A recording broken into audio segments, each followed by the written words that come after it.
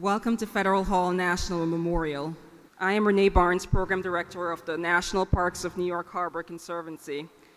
We're partners with the National Park Service here for this magnificent historic site. I can think of no other place more appropriate for tonight's conversation, as the ground on which we stand signifies the ongoing evolution of our country. In 1789, this was the site of the first capital of the United States. It was here the first constitutional amendments were passed into law, including the 10 which became the Bill of Rights. We thank our friends at Humanities New York and the Museum of the City of New York for putting together such a stellar panel of speakers at this pivotal juncture in our country. Please welcome to the stage the Lieutenant Governor of the State of New York, Kathy Hochul.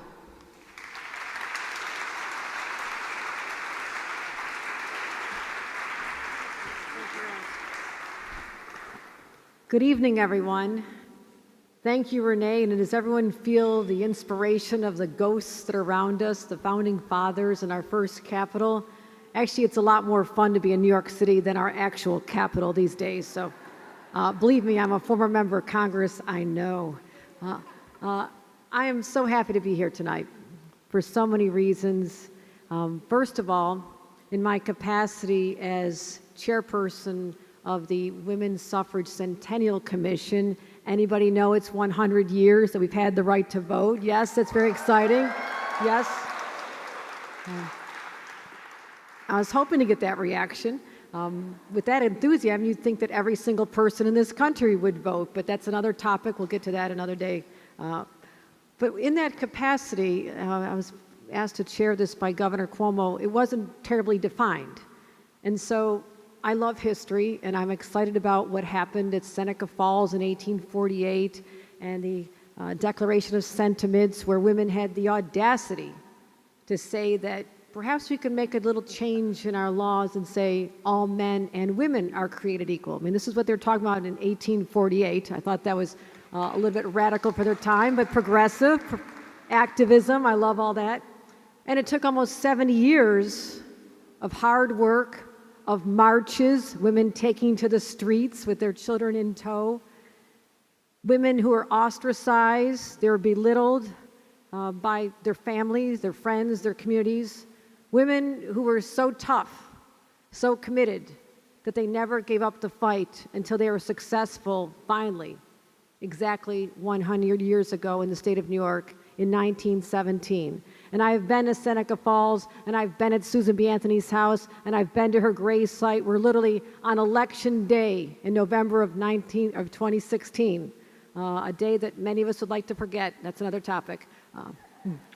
But for the women and the children and the families who showed up in Rochester, New York, and put on the grave and waited for hours in the rain, a sticker that says, "I voted because of her." That, to me, is what this journey that I'm on with our commission is all about. It's trying to inspire people to have that same excitement, that same energy, and how we channel that. Those people who came out were willing to do that, felt a burning desire to be part of something bigger than themselves. And as much as we take a look back, and I love the stories, I feel compelled to make sure that we look forward. And so I pose the question, as I go to events like this around the state, gatherings of men and women talking about this, I say, 100 years from now, when people look back at us, what will our legacy be?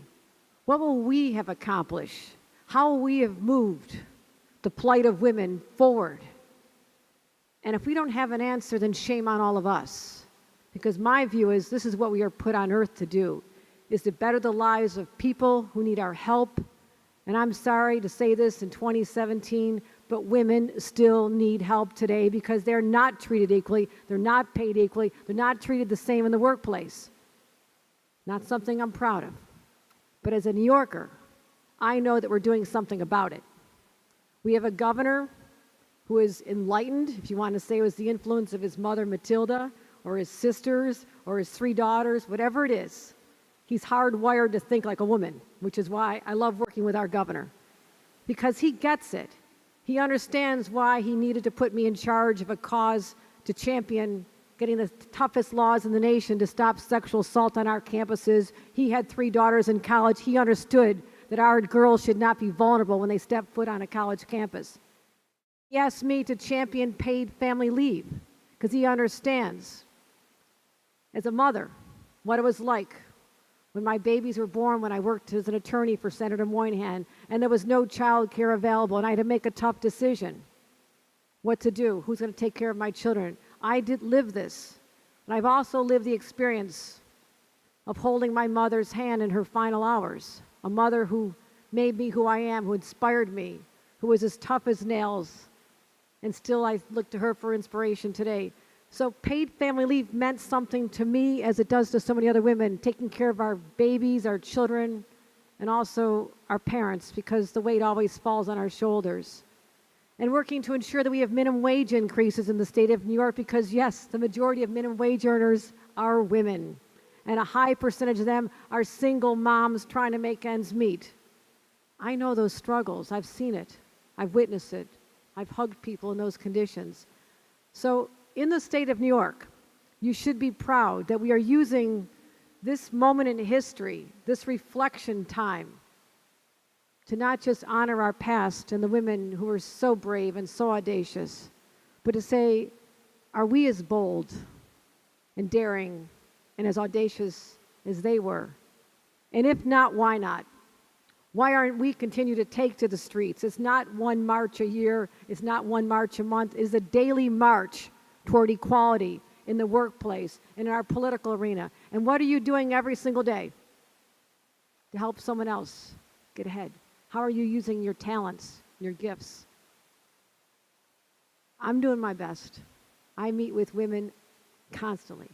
An hour ago, I sat down with a woman who wants to run for office.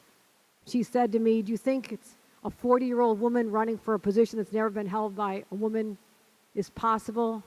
I said, what do you think? Of course it is. Of course it is. Start running and I'll help you. Earlier this morning, I was at the Lower East Side Girls Club. Boy, was I inspired. These are girls who grew up in tough neighborhoods, and they're sitting there learning about STEM careers and coding, and I'm not even sure what that means, but it's important for them to know this.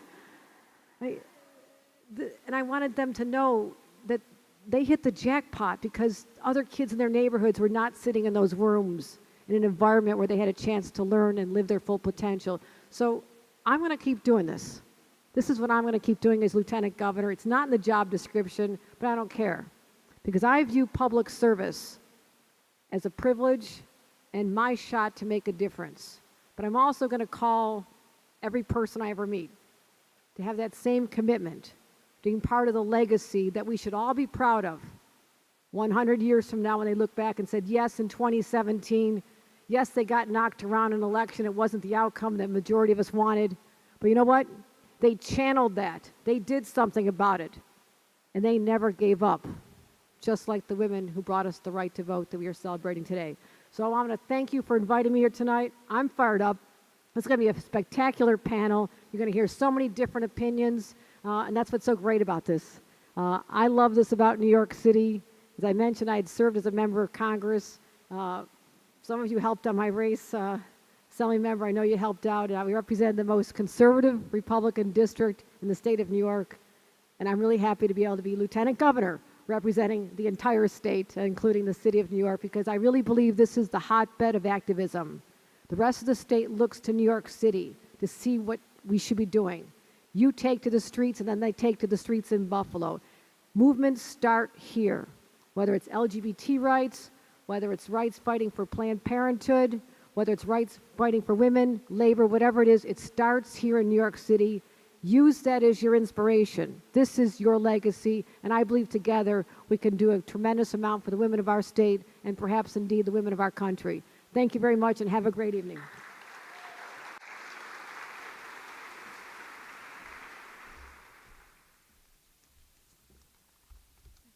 Good evening, everyone. I think another round of applause for our great Lieutenant Governor, Kathy Hochul, is in order.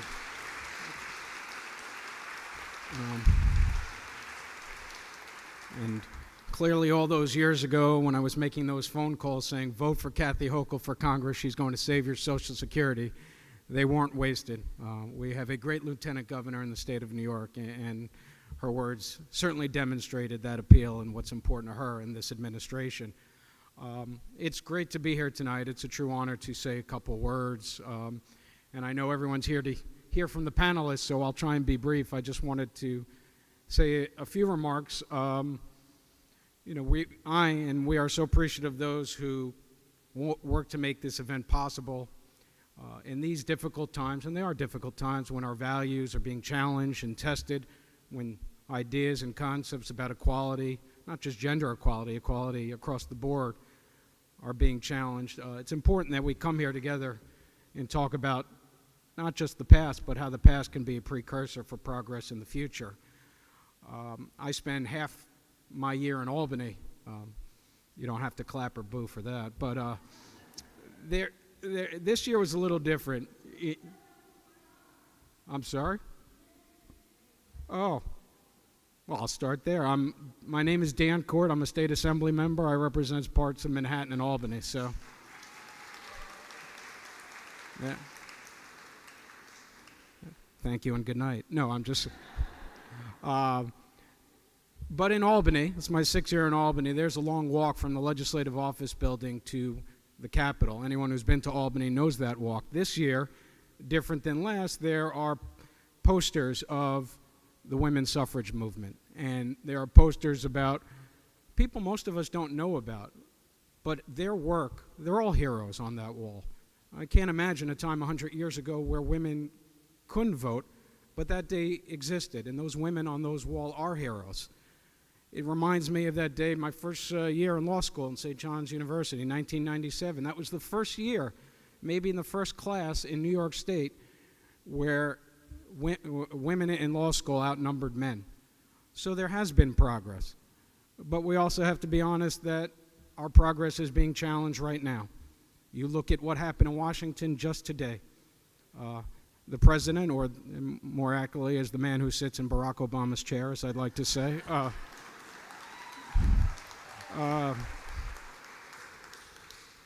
told transgender people they don't have a seat at the table, that they don't matter.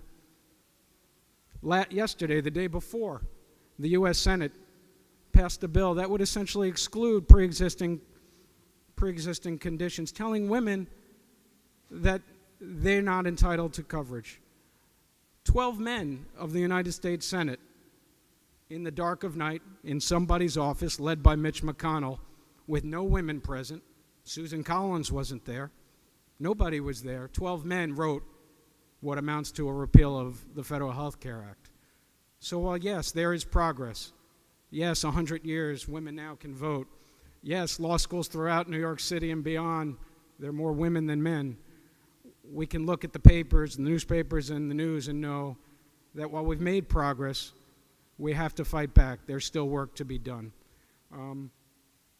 In too many ways we've succeeded, but in many areas, as I said, there's work to do. I know the Lieutenant Governor talked about last year's election. My daughter was 4 years old, but she remembers that day as much as my son. A difficult day for all of us, not only because the person most of us in this room would like to have been successful wasn't, because we saw someone who was vicious in his language and his action, his conduct towards women, ascended to the highest office, not just in this country, but the world. If women's suffrage, if understanding what happened 100 years ago as a precursor to future activity means anything, it means we have to take this moment and build upon it. As the Lieutenant Governor said, use this moment to push forward on so many issues.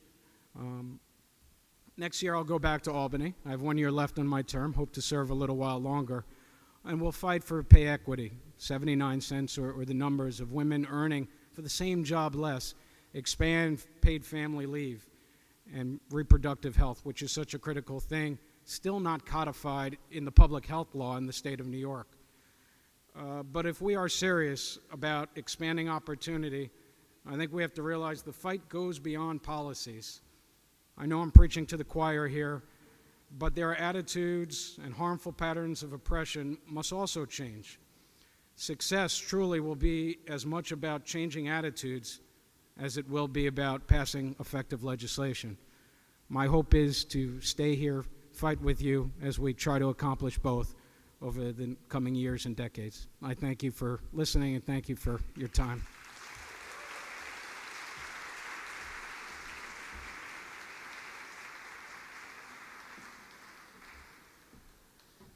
Okay, so getting closer to our panel. I'm Sarah Seidman. I'm the Executive Director of Humanities New York. Thank you, Dan Court, Assembly Member from the Upper East Side and the Cultural Mile, Museum Mile. We really appreciate your support in the legislature. And we thank Kathy Hochul for her support, first in Congress on behalf of the National Endowment for the Humanities, and now as one of our champions in the government of New York State. Thank you so much. We have to thank Rene Barnes and the National Parks of New York Harbor, Conservancy, which includes this amazing place among others, the Federal Hall National Memorial. So I hope we'll all come here again and check out the exhibits. Humanities New York, I have to say a few words about what we are. Most of you are new to us, I think. We're an independent 501c3, but we are also the state partner of the National Endowment for the Humanities. Humanities New York provides leadership and support across the state's intellectual and cultural sectors through grants, programs, networking, and advocacy in order to encourage critical thinking and cultural understanding in the public arena. So what does that mean?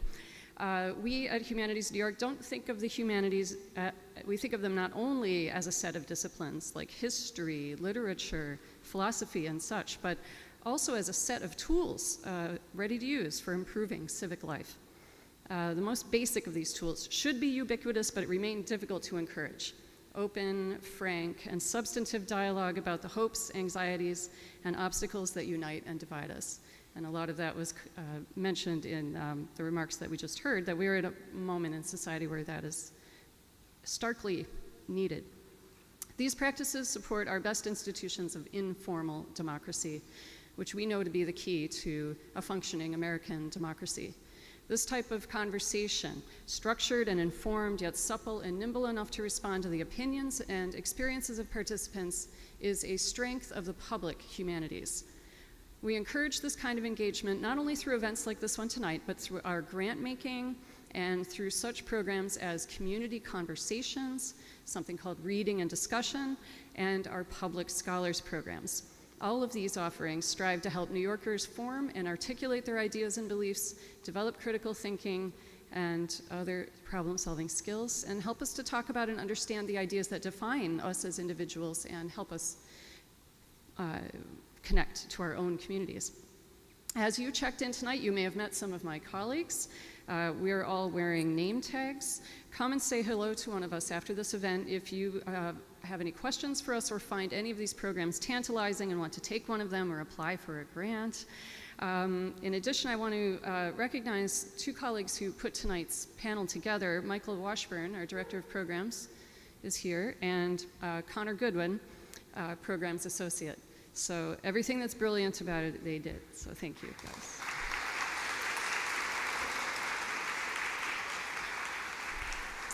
As Lieutenant Governor Kathy Hochul mentioned, tonight's event is part of our commemoration of the Centennial of women's suffrage in New York State. So New York granted the vote to women in 1917, which was 3 years before the nation did. Arguably, New York, with its new body of voters, then helped tip the scales toward the passage of the 19th Amendment. Humanities New York has suffrage centennial-themed offerings in all of our program types, and to date, statewide, we have invested over $350,000 in programs on women's history and rights. And if you do history, you know history is starved for funding, and women's history extra so. So this is a big amount. We will continue to support projects in women's history and rights from now through 2020, the anniversary of the 19th Amendment. So think about what you'd like to see in that centennial as well, all across the nation, because we're a leader for the whole nation as well, and consider us a resource. The title of tonight's event is called Beyond the Ballot, From Suffrage to the Women's March and Beyond. The Women's March in January exceeded a lot of people's expectations in terms of numbers, organization, efficacy of message. And by not narrowly defining the goals of the march, it was nimble enough to include a lot of even coalitions of people and causes, and it has been heralded as a new and more intersectional women's movement. After the march, everyone has been asking what's next. I think that's fine. I think we're going to talk about it tonight. How does such a groundswell of protests stay productive, and what or who can be included in that movement? So the march is certainly going to go down in history, and you had that feeling as it unfolded, and I hope you all saved your documents. There's archivists here probably want to talk to you. And overall, there is a vital link between the practice of history and the 70-year struggle for the vote. The first ones to write that history, it wasn't an august professor at an institution of higher ed, but rather the leaders of the movement themselves. Elizabeth Cady Stanton, Matilda Jocelyn Gage, and Ida Husted Harper co-authored with Susan B. Anthony a massive 6-volume history of woman suffrage. It was a huge undertaking for which they also canvassed the nation for source materials, and they can be said to have invented the genre of activist history. What will be the equivalent today? These are just some of the questions that we had as we put together a panel that would show the intersection between history and activism. Before I explain how the panel is going to work, I would like to thank our other partners and sponsors. We thank the Museum of the City of New York and the National Parks of New York Harbor Conservancy for co-hosting in the sense of building this audience and getting the word out and inviting you all. And we thank generous sponsors who have helped underwrite this evening. Eileen Fisher and Tillotson Design Associates are our lead sponsors. We thank sponsors State Street and Eric Abwaf, as well as J.G. Newcomb Architecture and Metropolitan Books. Thank you all so much. Thank you. So I mentioned the programs that we run at Humanities New York, and one very important thing is in how we practice the public humanities is that it is not top-down knowledge giving or lectures or something. We aren't here solely to have our panelists educate you. This will be about dialogue. So look around at this group. Don't you think you want to know a little bit about each other? You are artists, you're students, you're municipal workers, you're policymakers, teachers, activists, and you're all networkers, I can just tell. You're going to be a big part of the conversation. So in order to draw on the expertise both on the stage and in the room, we're going to structure this panel a bit differently than your standard panel.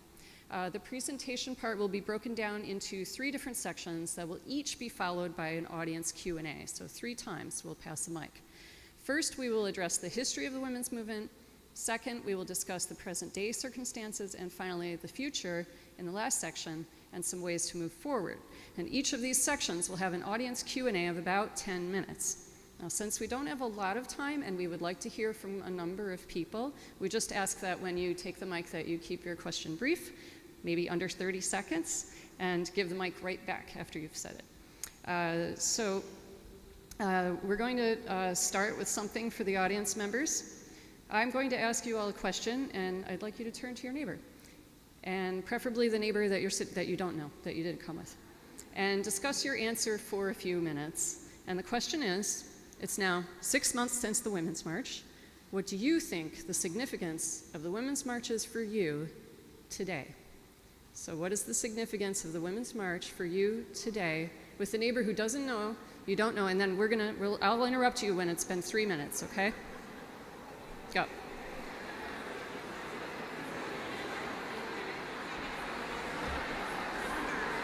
Okay. Time's up, I'm interrupting you.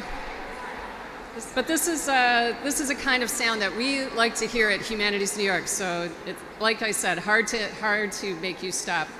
And I also hope that my 10-year-old Arno Newcomb and Teo Newcomb, do you guys talk? Yeah? You like it? I think it's important to have sons come to the event as well. So they did. I'm thanking them for coming. So. We are now to the panel, and what I get to do is introduce you to our moderator. She, in turn, will introduce the others. Tonight's conversation will be led by Gia Tolentino, to my right, left, here. Gia is a contributing writer for The New Yorker, where she has written significantly and trenchantly on issues related to women's rights and gender disparities. Before joining The New Yorker, she was deputy editor of Jezebel and a contributing editor at The Hairpin. So there is one change to the panel. Tamika Mallory could not make it, but we were able to add Linda Sarsour, who is also a co-chair of the Women's March. Thank you so much, Linda. Thanks again. Here's Gia Tolentino. Thank you. Thanks, Sarah. Hi, guys. It is great to see you guys here tonight. Welcome to Beyond the Ballot. We're here to talk about the 100 years that have passed since women got the vote in New York State, what we have learned from it, what we haven't learned from it, and how we want the next 100 years to begin. I feel very lucky to be with these 4 women tonight. This is Sarah Seidman, a historian and Puffin Foundation curator of social activism at the Museum of the City of New York. She curates the ongoing exhibition Activist New York and is currently planning the exhibition Beyond Suffrage, 100 Years of Women in Politics in New York that will open in October 2017.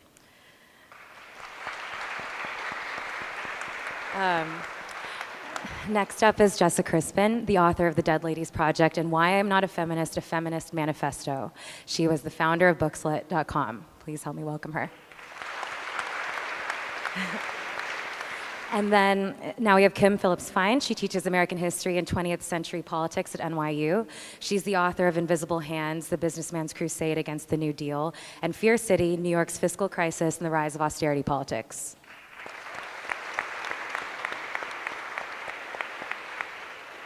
And finally, we have Linda Sarsour, one of the 4 co-organizers of the Women's March on Washington. She is the former executive director of the Arab American Association of New York.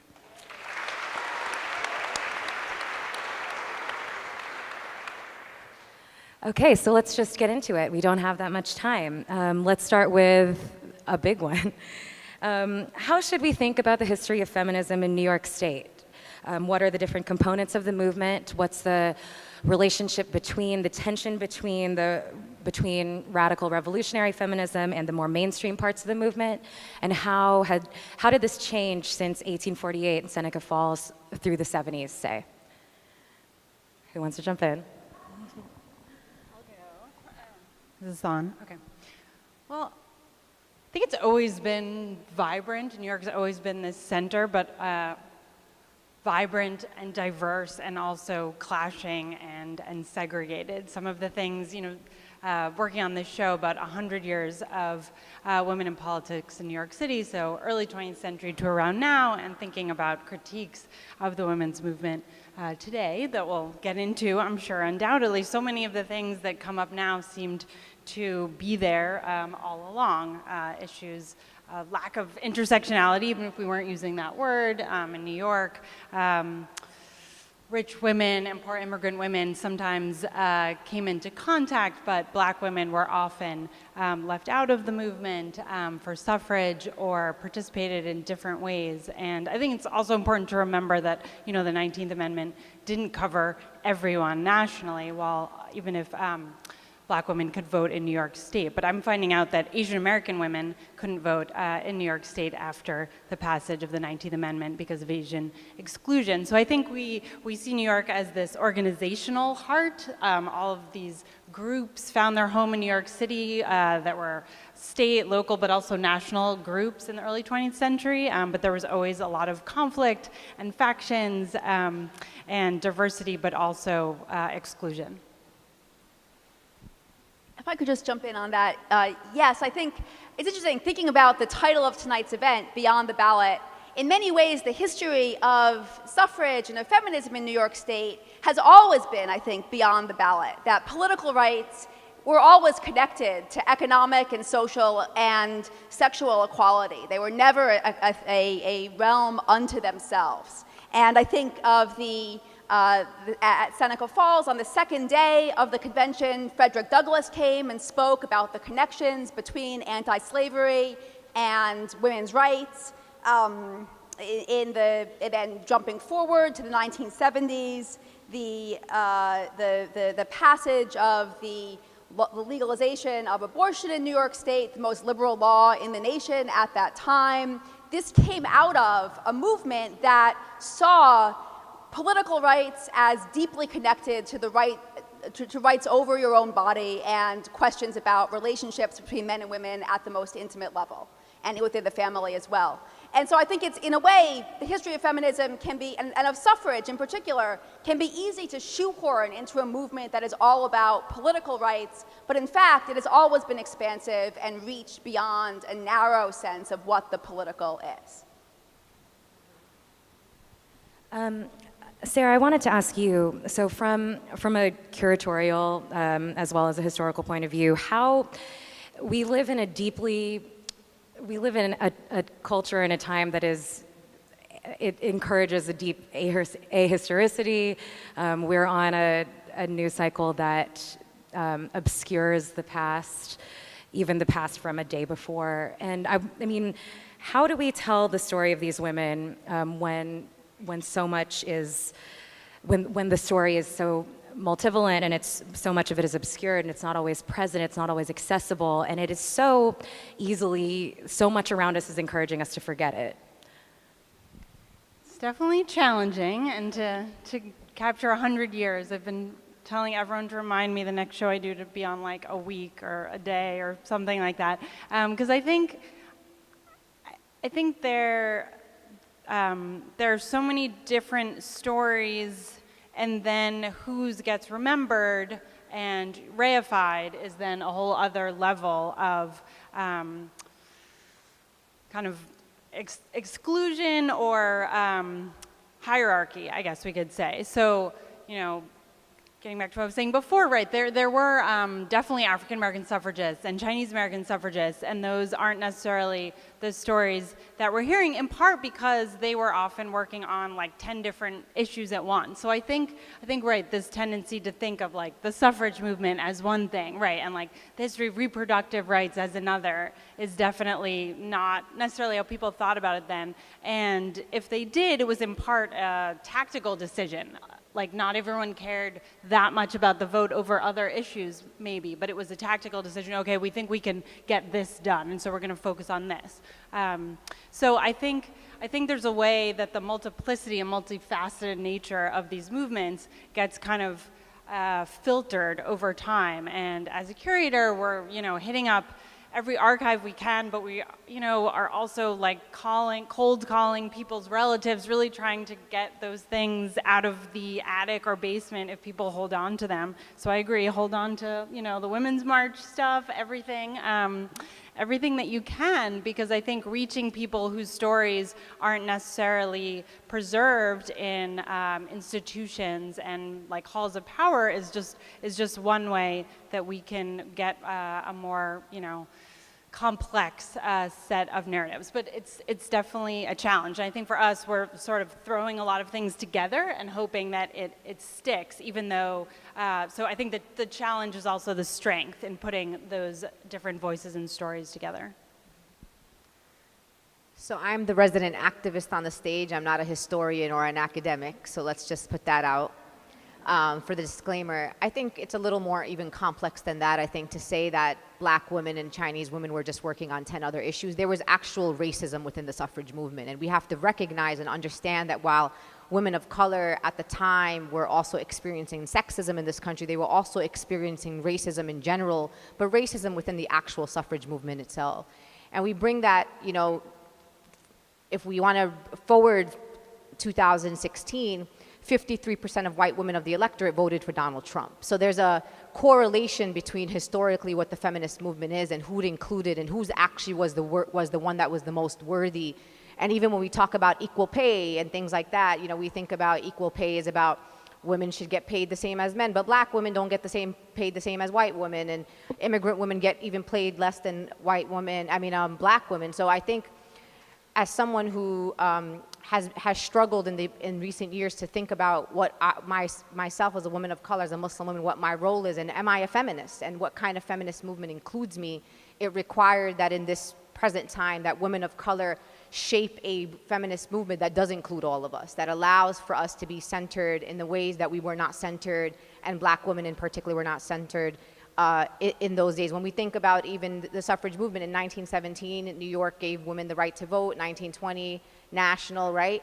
But in the South, it took for some women, Black women, till the 1960s till they had the right to vote. So we're talking 40 years after the first, piece of legislation to allow women to vote. So I think For us to strengthen or to kind of move forward, the way that I've learned history is that we need to recognize history and the mistakes that we made along the way and acknowledge it so we don't make those same mistakes again. And I think because we haven't recognized it, we continue to make the same mistakes again, which is why 53% of women in the electorate voted for Donald Trump.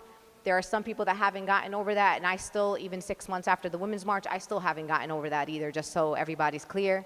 But I think being able to say also when we talked about the 2016 elections, and I'm with her and Hillary Clinton, and obviously everyone in this room wanted her to be the president of the United States, but we forget that in New York, the first black person to ever run for president, Shirley Chisholm, came out of our state.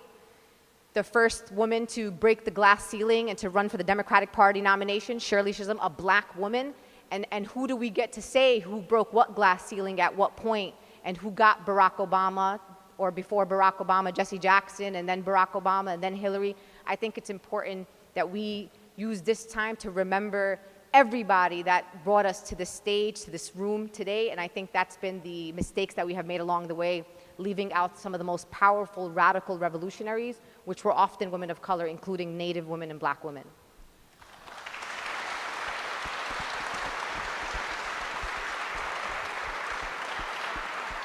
Let's talk about threats to the women's movement from within the women's movement itself, like you just brought up. Jessa, you've written many times about this in different ways.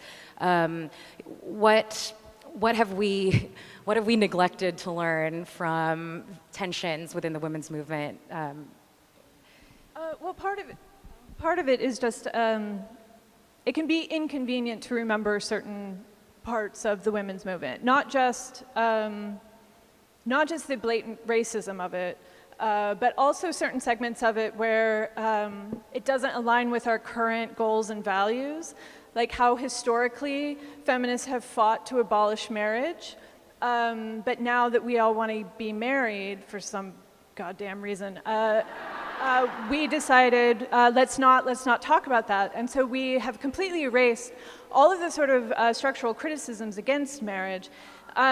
We have also forgotten our support of sex workers. We've forgotten the sort of spiritual elements of the feminist movement because now all intellectuals are atheists.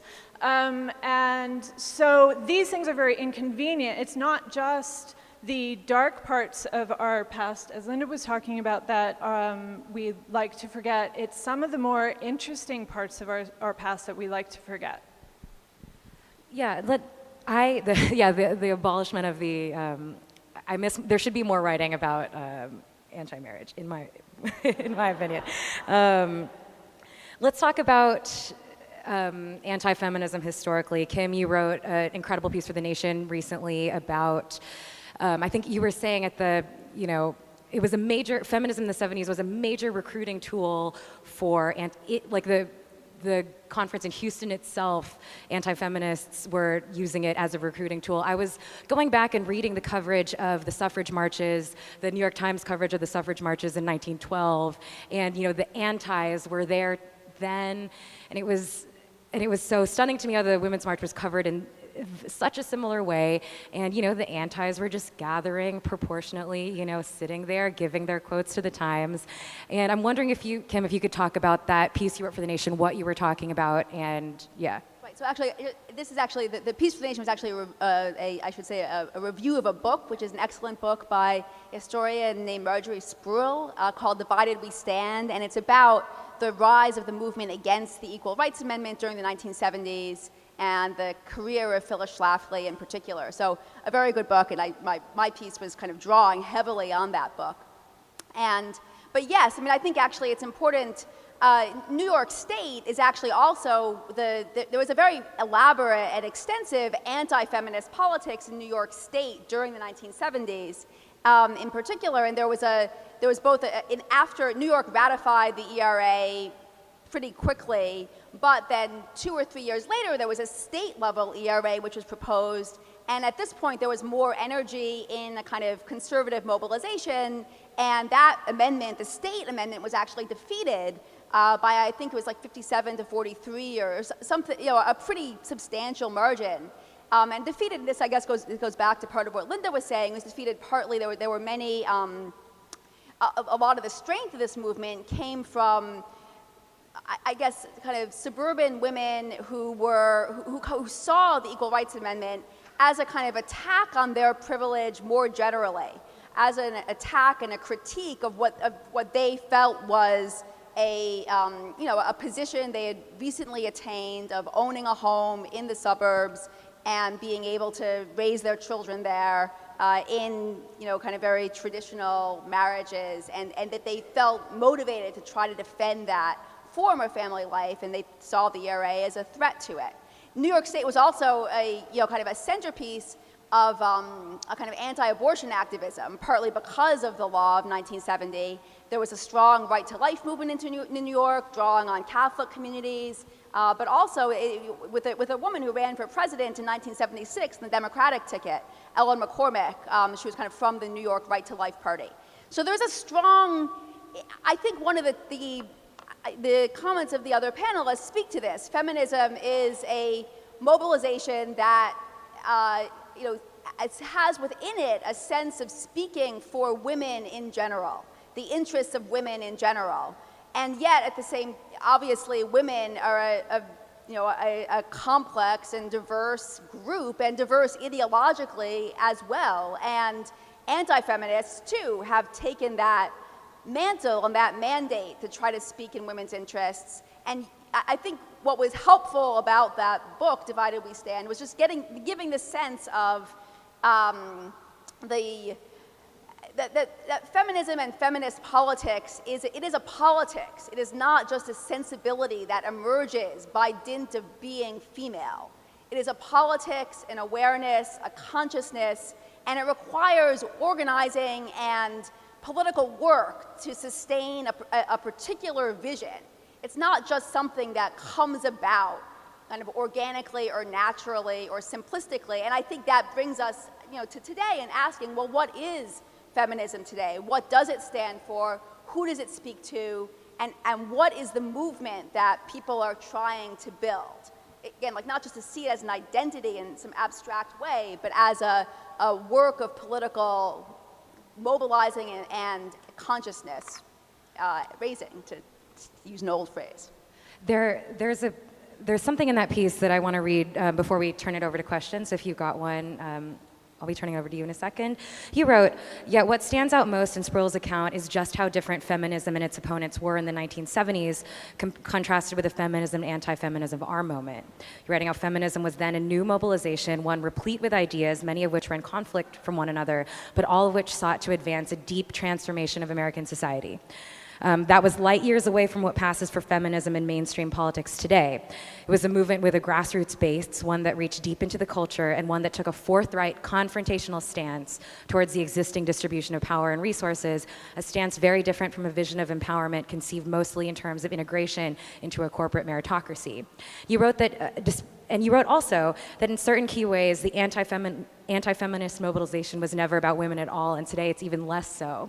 And as I've been poring over special session bills in Texas that are demolishing abortion clinics, I've been thinking about that a lot. But okay, so now does anyone have a question? I think someone will bring you a mic.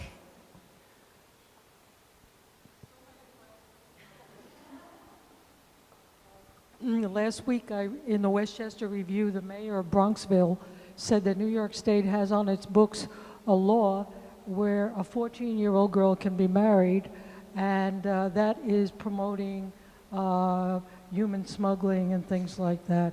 And I was totally unaware that that's on the books in New York State.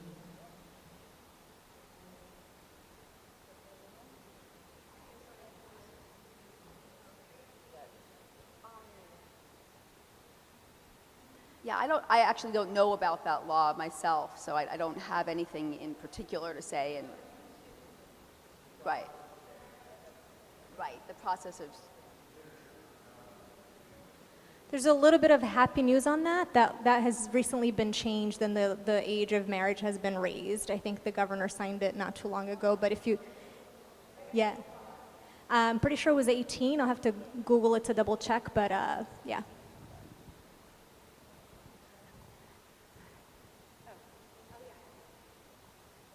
Yeah, oh, sorry.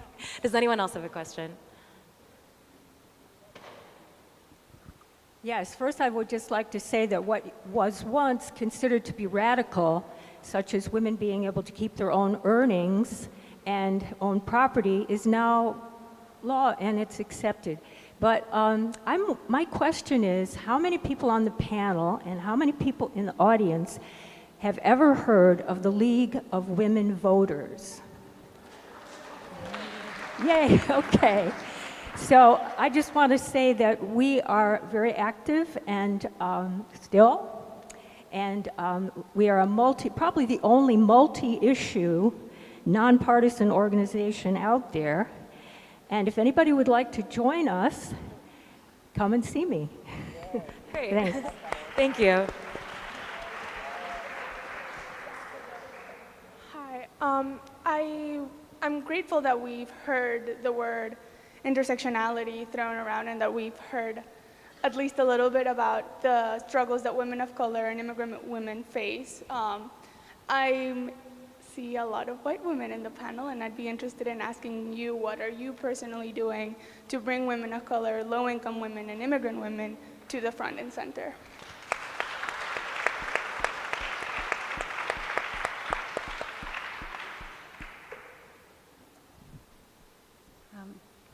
Thank you for that important question. I think for me as a historian, kind of behind the scenes, right, doing my best both to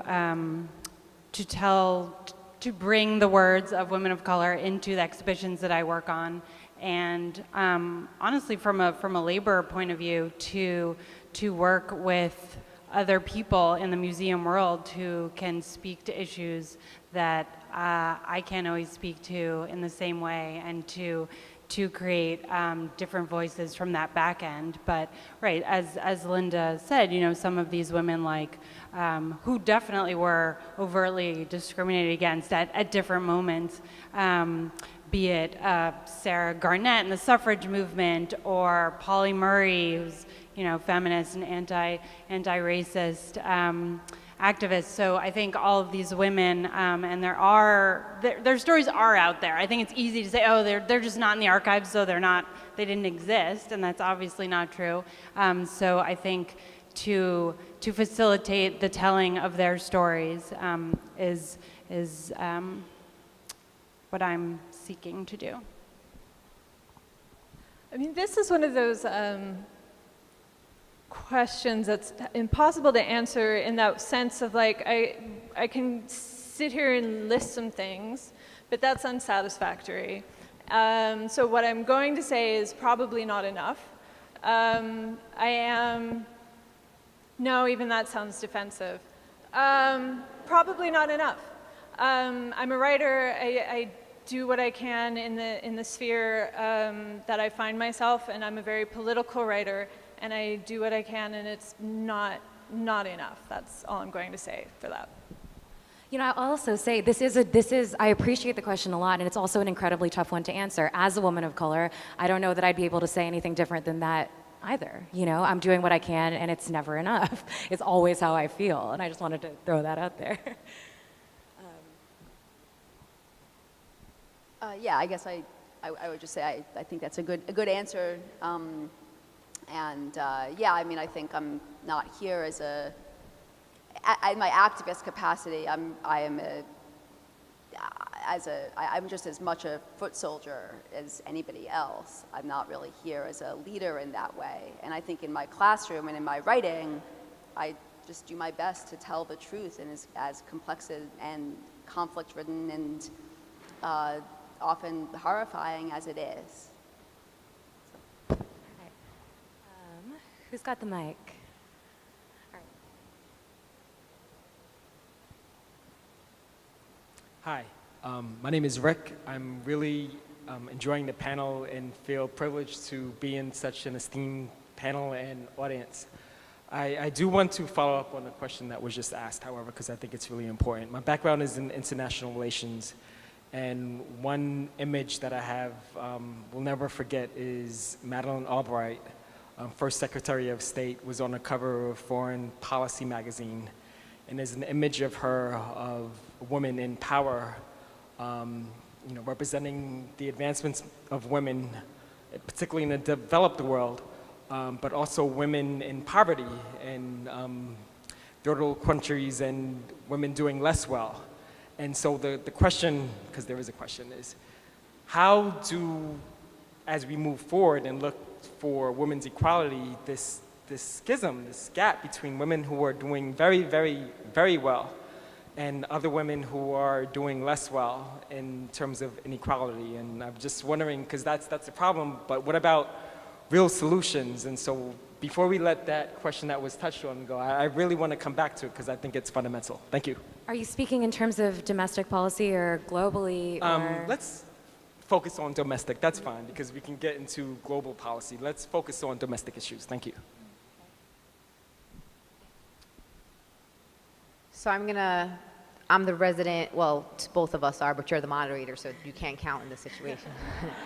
I'm the resident woman of color on the panel. I think, I want to say this to fellow people of color in the room. I think we're at a stage now in our country where we just got to take the reins and stop asking people to make space for us, right? We're oftentimes asking to be given platforms. We need to make our own spaces and our own platforms. And I'll give you a very concrete example. And that is the Women's March. The Women's March wasn't perfect. You felt like it was perfect when you got there. You felt good. You felt like you were in a beloved community. You felt inspired. You felt moved. It was intergenerational. It was intersectional. It was everything that you wanted it to be. But before we got to January 21st, that's not what it was. It was a battle of who was going to be centered. It was about, will women of color not only have a seat at the table, but were we going to be on top of the table? Were we going to talk about religious freedom? Were we going to talk about racial justice and economic justice? Were we going to talk about undocumented people and immigrant rights? Who's going to set that agenda? Because the Women's March could have, by the way, happened with white women. White women could have went out and did a Women's March, and it would have probably been fine, and they would have been great. But we knew that if white women on their own went out, it would have been probably a march about reproductive rights and equal pay and all the other more complex issues that impact communities of color probably would not have been at the table, not because white people don't care about them, it's that they're not directly impacted by them. So women of color, including Tamika Mallory, who I'm so honored to take her seat today, who is one of the most powerful black women activists in this country.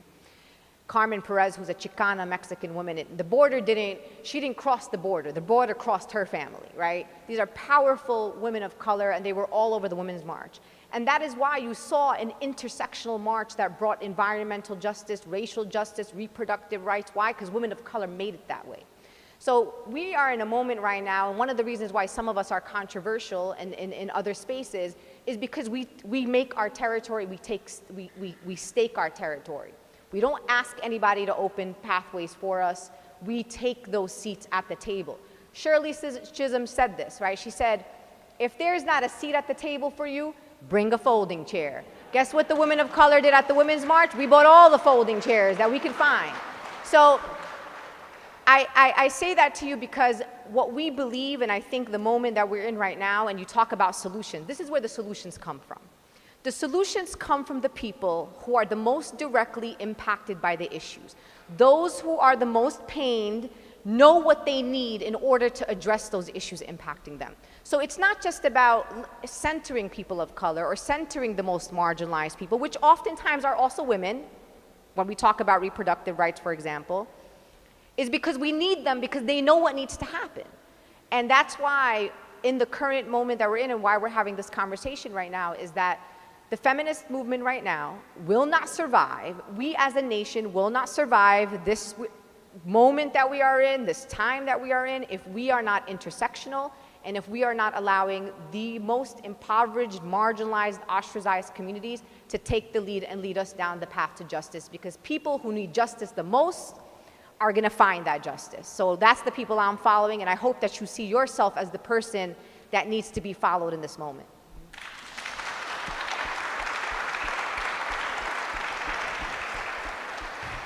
You know, I found it so interesting in the lead up to the march that struggle that you're talking about, the way it was covered in the news often was, look at all of these women fighting, and it was so clear, I think, to so many of us that how necessary that struggle was to turning the Women's March into what it became. And it was covered like a cat fight often, when it was the essential beginning of what the Women's March had to become. And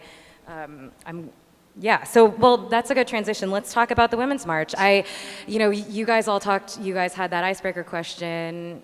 Let me throw it to y'all. What is 6 months after the Women's March? What does it mean to you? Well, so I guess it was yesterday that the Women's March social media said something about how it's time for women to take power because men are screwing everything up, which I think goes back to a little bit about your comment about Madeleine Albright. Madeleine Albright having power is not feminist. Madeleine Albright being responsible for the deaths of thousands of civilians around the world is not feminist. And so we have to be really clear about our language and our goals to just sort of fight for the entry into power and wealth. This is not a feminist act, but the mainstream media and a lot of feminists today think of it in that way and talk about it in that way, and it confuses the issue. What's good for some women is not good for all women, and what's good for some women is not feminist.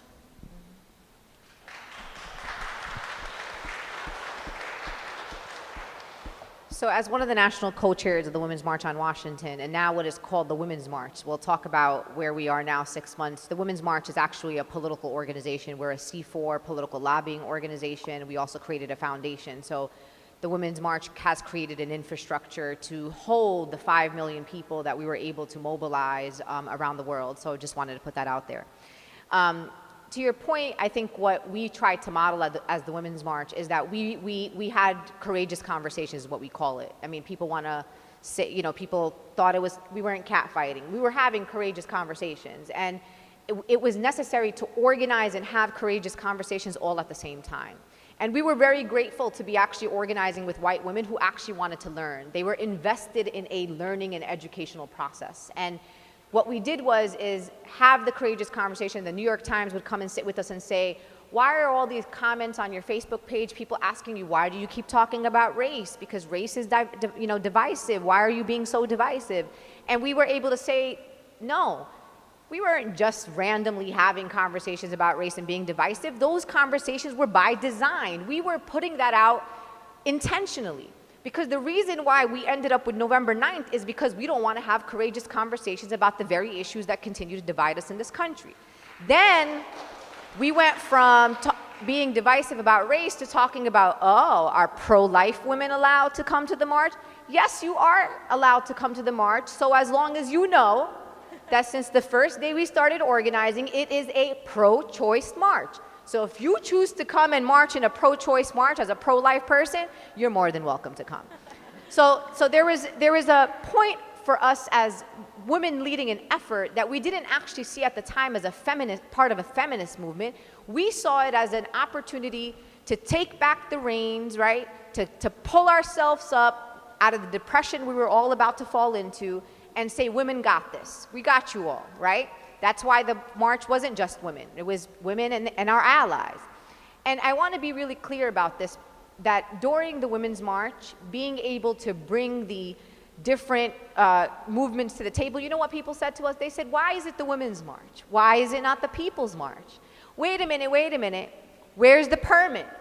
Our permit hit the front page of the Washington Post, because people didn't believe that women knew how to organize a march. And I was like, can y'all look back in history, historians? Did anybody ever ask Dr. Martin Luther King if he had a permit for a march? Anybody ever asked the Reverend Al Sharpton if he had a permit for a march? And it was really for me, personally offensive. People wanted a permit. We were going to Washington, D.C. anyway, without a permit, even if we didn't have one. We actually didn't care if we had a permit, but we did get a permit, just to make everybody feel better.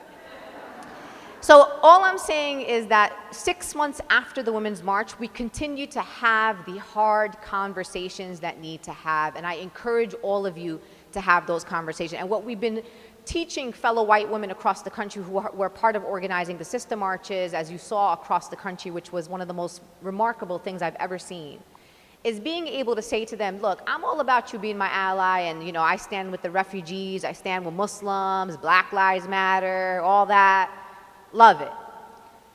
But if you're not actually having a courageous conversation with your grandmother that voted for Donald Trump, you ain't really helping me right now in the movement. I love you when you come to my spaces, but we need to, real organizing, and what the Women's March has taught a lot of people is about going to the very core of the very people that you love, regardless of who they voted for, regardless of whether they have, other issues about things that you don't agree with.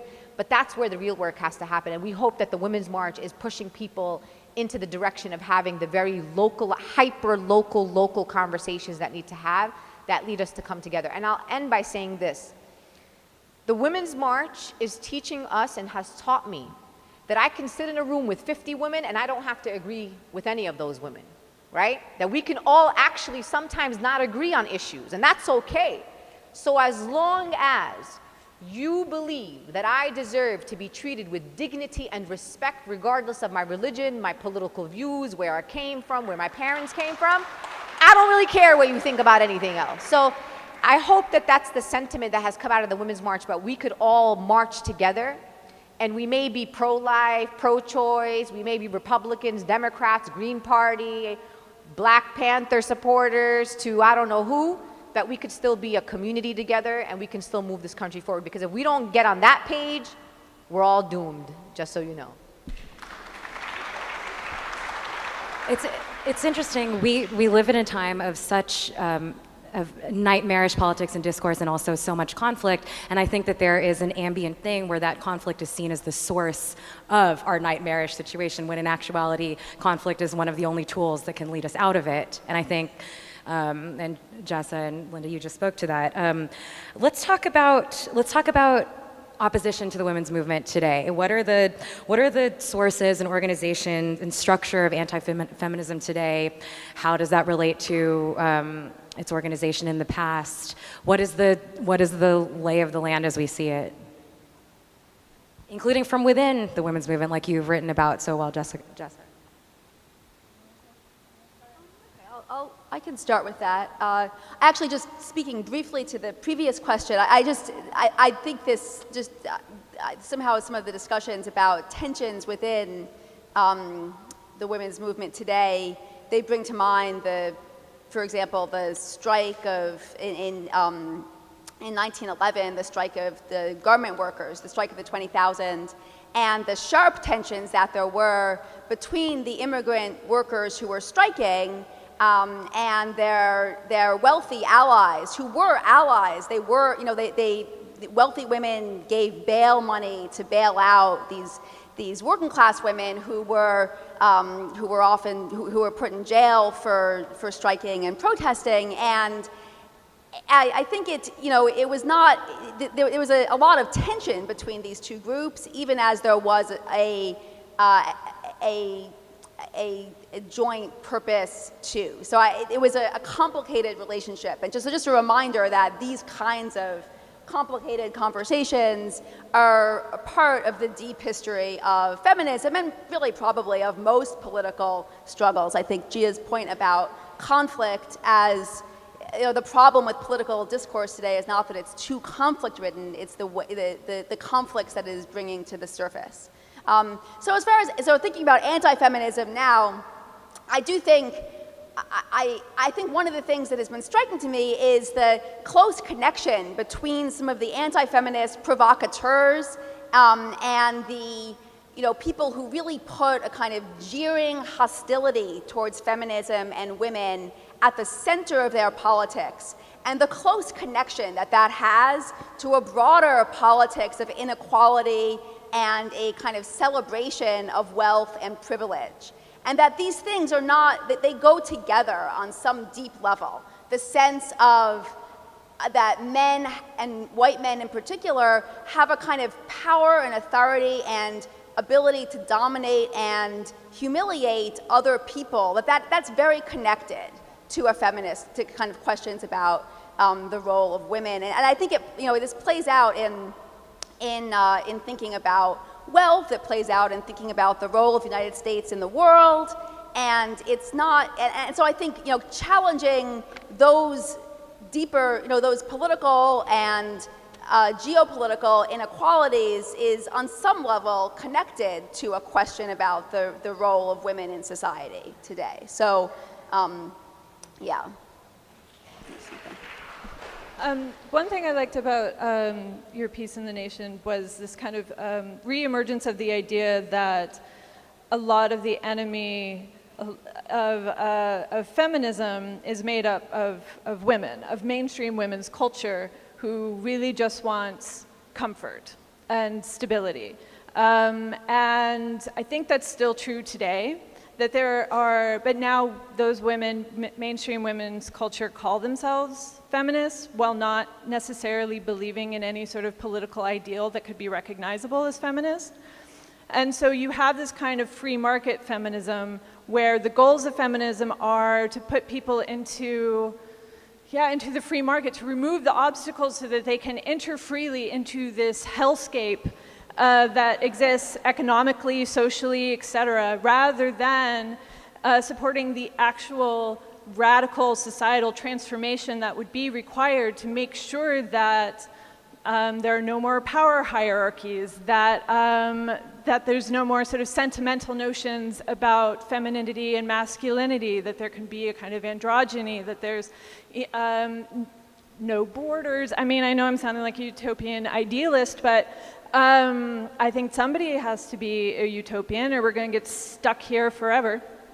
But those things are still part of the feminist conversation, completely marginalized and drowned out by this mainstream feminist culture, which is just about wearing t-shirts and having this sort of self-empowerment. Yeah, you can be a CEO and also sexually harass your employees and use these sort of notions of feminism and the idea of doing good in order to manipulate your employees into not being paid fairly and not giving them benefits, as has happened with several companies run by women lately. So we need to have this conversation about what is the actual political content of the feminist movement.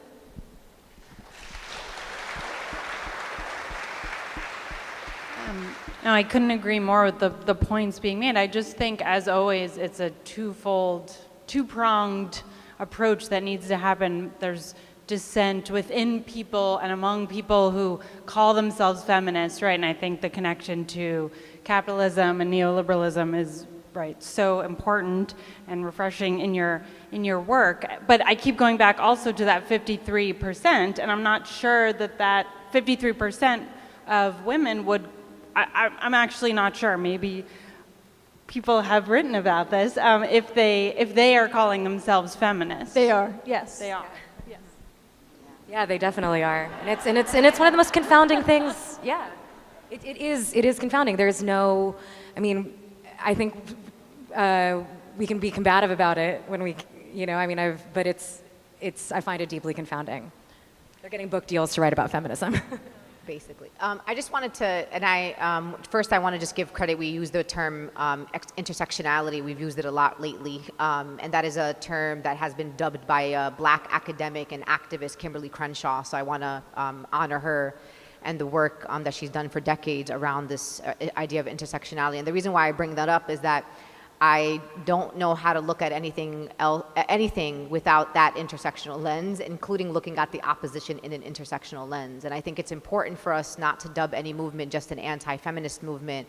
But if you really think about it, anti-abortion or anti-women zealots are also anti-immigrant and want to deport all the immigrants. They're also pro-military propagandists. They're also we can just go down the line. I mean, there are people who pretty much somehow find a way to be intersectionally in opposition to all of us. And I consider myself an expert in opposition because the opposition has united against many of us in the Women's March, and particularly the women of color, which is always interesting. They actually, in fact, when they attack us, believe it or not, they actually leave out the white women. We have 4 national co-chairs: Black, Mexican, Muslim, and white. Nobody talks about the fabulous white lady that's also the 4th national co-chair. So I think as we start thinking about our opposition, how we address opposition, understanding that we also have to approach that intersectionally. And that is why we need an intersectional movement, because the opposition's intersectional. So that makes us have to work harder together, build together, bring together the progressive kind of movements in one place together, because we can't afford to organize in silos. It actually is a matter of survival for us under this administration, who is reinforcing the opposition in a way they have not been reinforced in a long time. Like literally, the big chief in the White House, that's the man right there. So he's a misogynist, sexist, racist, I could go on, everything, right? And he's fueling that in a way that has actually been a big challenge and obstacle to safety of women movement leaders, and particularly queer women and women of color, and understanding that that's the way we have to look at them, that they're all united around divisiveness and hate and against inequality, and we are on the other side of that, still trying to figure out how environmental justice actually makes sense to work with the racial justice people. Like the fact that we're still explaining that in 2017 is pretty scary to me, because we've had to do that in a lot of spaces, but the opposition is united is what I'm trying to say, which means we have to be united and see them as one group of people and see us as one group of people. Thinking of the intersectional opposition is yeah, that's I'm gonna put that in my pocket. It's been an incredibly exhausting 6 months, and every day feels like it lasts 1,000 years. We all know that it's deeply important to be engaged, to keep sight of the potential that was so clear that day, and also to keep our eyes on that opposition and stay mad. And I'm wondering if there are any frameworks that any of you guys have held on to since the march that have, you know, got you on your feet here till today. I don't know. I'll start. I think like to your point, I mean, it's been 6 months. I feel like it's been 60 years. It's the longest. I've been doing this work for 17 years, and this is the longest 6 months of my life. And we have a long way to go. And don't tell me about impeachment, because even if that happens, y'all stuck with some other crazy, so y'all still gonna have to work.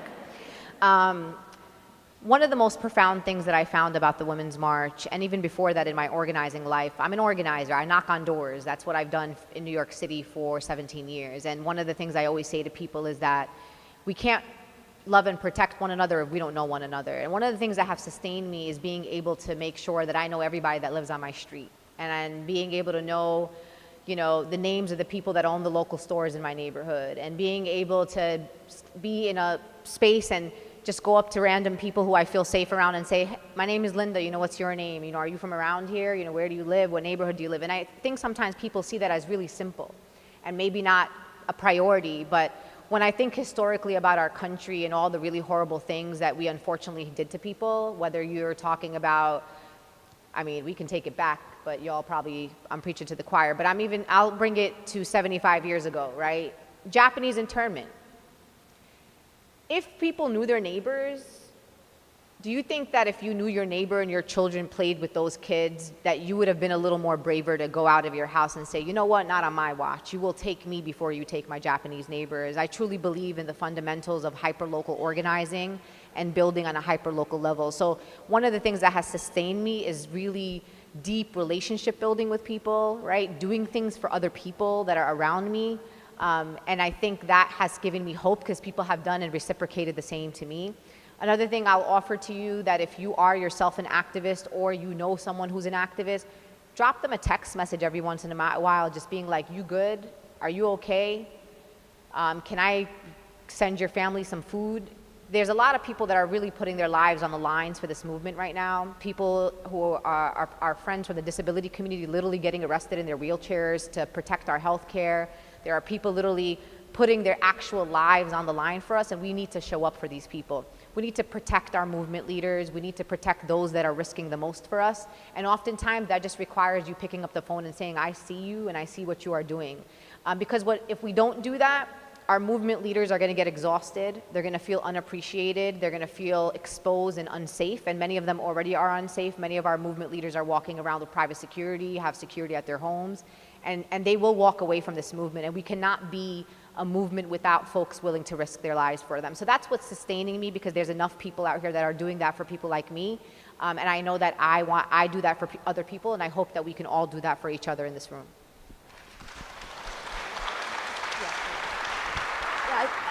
I think that's actually very beautiful, and what you said also about the kind of local organizing, and it just brought to mind the day of the Women's March. What was sort of remarkable for me was there was this, I think, sense of the whole neighborhood sort of going uptown on the subway together, and people who I have never seen politically in any way, shape, or form. People, hundreds of people from my daughter's public school, people who I just had never, there was a sense of the community mobilizing in defense, and I think that was really quite powerful, and that there is something in that to build on. I would also say actually, never mind. All right, I think we should take a question. Or let's go. Who hasn't gone yet? Yeah, right there. Hi, I'm having flashbacks from this conversation like 40 years ago when my mother was having consciousness-raising meetings in her living room as the president of our NOW chapter about race and the divide in the women's movement and what does it mean to be a feminist and labeling. But I'm hearing the word feminist and feminism, being thrown around on stage, and I just looked it up in the dictionary. The definition is really about equal rights for women, and I wonder if you take that word feminism out, if you could say that you're against equal rights for women. That's always the argument that I remember my mother used to make. So I want to ask each panelist, or who wants to answer, what does feminism mean to you?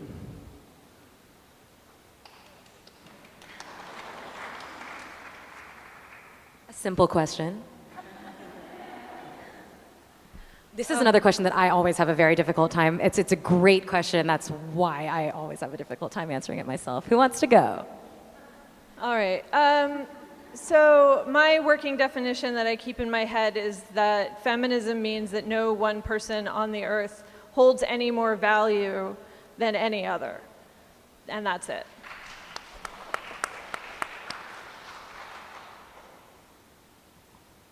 Anyone else want to go? If not, we can take another question.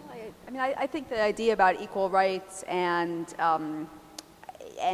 wanting to see that in as full, that's what that would actually fully mean for women and for all people. And I think also, I guess for me it has something to do with the idea that there is a cartoonish image of what a woman is, and that fails utterly to describe the complexity of life for any of us. And so something about, I guess, a challenge to a particular ideal of what femininity is. And then finally, I guess I just wanted to say, I do think that there are many, while I deeply agree with the sense that there are many people who define themselves as feminists or being in favor of women's rights who nonetheless voted for Trump or, in other ways have, a politics that doesn't seem feminist to me.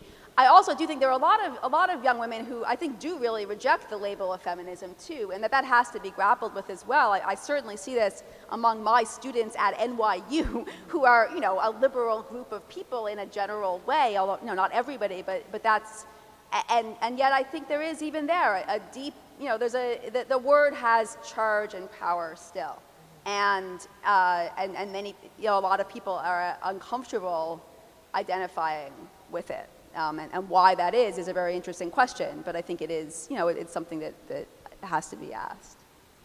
And I'll just say for me, I don't actually call myself a feminist. It's a label that has been given to me from the outside, most often from white women who see me as a Muslim woman really outspoken and wanting to be like, oh yeah, she's a feminist. But I think that we are in an actual moment right now where we are actually literally right now in real time redefining what feminism is and what it actually means to women who are living in this time, to the generation that I am from and the generation that is after me, to create an actual intersectional inclusive feminism that brings everybody to the table, which I think we haven't gotten to yet. Like, we're not there yet, and that's why we grapple with this term feminism, especially in the generation that I come from. Yeah, I think I'll deflect it in a personal way, but I'd say that working on this exhibition right now, I'm trying not to overuse the word, because I do think that people use it and hide behind it or throw it around in different ways, and just to be historically specific about even, you know, struggles for equality and what those mean. You know, there's dissent around people who are supporting the ERA since the 20s versus labor activists who fought for protective labor legislation, who thought that the ERA would take away rights of working women. So I think there's just so many angles to it, and the more specific that we can be, again, about having those difficult conversations, showing the contradictions and dissent around some of these tenets can only help move us forward. All right, I think there was another question in the back, or, yeah, you're right there, the second row out of the back, yeah. Thank you for doing this today. My question is, how do we move from being in a defensive stance where we're always defending ourselves and be more proactive to shout out and stand for the things we want? Because like when I look at a lot of the conversations that we have, it's about what we don't want versus defining what we do want. And if we don't define what we do want, I think that's part of what lost the election, and I think that's part of the challenge of being able to move forward and stake our claim of what we do want. That's a great question. I agree 100% with what you just said, and which is one of the reasons why when we did the Women's March and you looked at our unity principles, we made a very conscious decision to say what we stand for and not what we stand against. And oftentimes we are being pushed to continue to say what we don't want. We stand against racism, we stand against this, but what do we actually stand for? And I'll critique the Democratic Party, and I continue to critique them publicly for that very question that you answered, that they have not been able to answer. We are not an anti-Trump party, right? We have to be a party with values and convictions and principles, and we have to be able to bring people to talk about the things that move them, what brings people to the table. Not everybody is moved by opposition to something. People, and the reason why the Women's March for me was so successful is allowed you to come out and say, I stand for Black people, I stand for Native women, I stand for healthcare access, I stand for the right for women to choose for their own bodies. It allowed people, for us to define who we are, right, as the majority in this country.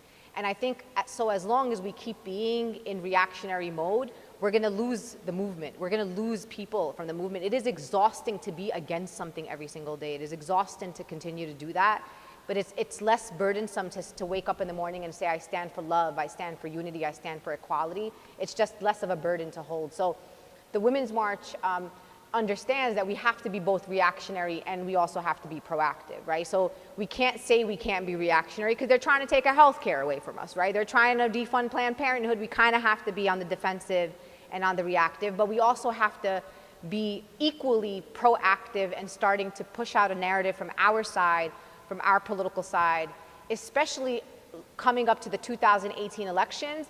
You may disagree with me, but it's not enough. I don't think it's going to be enough for us to be like, we got to win in 2008 because we got to take those suckers out because they're doing this and this and that. No, we got to say 2018 is the year that we bring in people who represent our values and principles, people who are going to stand for this and stand for that and stand for that, versus we got to bring the people in who are going to defeat those other people. That doesn't work for everybody. And I think the proactive is something that we are still struggling with as a movement, and particularly the progressive left. We struggle with the proactive.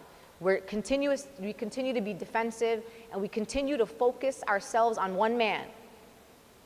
That is going to lose us more than we will ever gain if we continue to focus on one guy sitting in the White House who actually, in my personal opinion, y'all may disagree with this too, is the least of our problems in the way that we're operating across this country.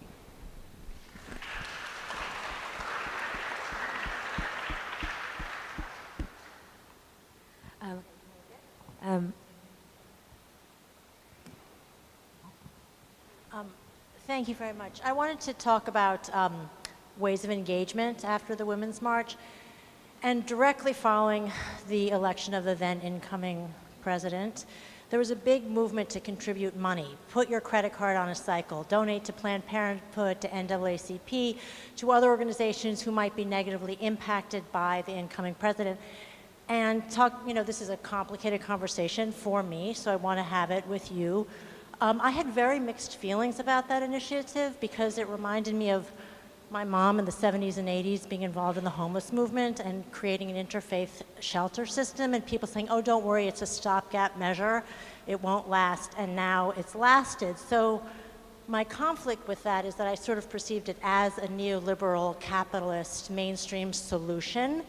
But yet, of course, I want these organizations to benefit, and people should contribute as however they can. So I was confused, and I'm seeking your thoughts on this matter. It's a great question. Yeah, I think if you're stuck in this kind of consumerist culture and you're not thinking outside of it, then you're going to think that you can solve the problem by buying things, by buying the t-shirt that donates some money to Planned Parenthood, or by putting down money and stuff, rather than sort of looking at how you yourself contribute to the problem, rather than looking at how you can sort of think of yourself in a collective way, as part of a collective. So yeah, I'm very skeptical of any sort of use of this money-driven culture of like, oh, I'll just give them $50 and then I don't have to think about it. In the same way of like, you know, I buy organic, so it's fine that I have a job that just is destroying the earth and so on. But we use that stuff in our head all of the time to justify and to not look at how we contribute to the problem. So yeah, I'm very skeptical of these sorts of campaigns.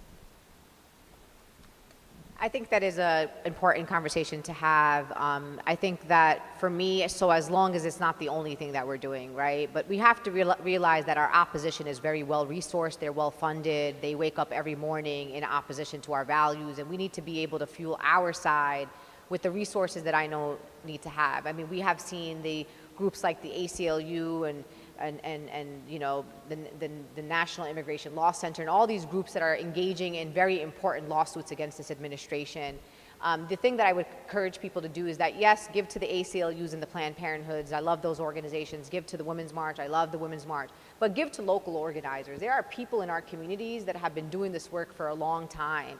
Young people of color, women of color, some of our elders that have literally been on these streets in the local street corner with domestic violence shelters, people doing anti-gun violence work in central Brooklyn and in the Bronx. Like, let's not forget the people that are in our immediate vicinity that could actually take your $20 and do a lot with your $20 versus some of the larger organizations who of course can benefit from your $20, but not in the same way that a local organizer will. And when you give the $20 a month to an ACLU or a Planned Parenthood or to the Women's March, that you're also showing up. Because I think oftentimes, to your point, we see our $20 a month as our contribution to the resistance, but then we're not actually showing up in other ways in the movement right now.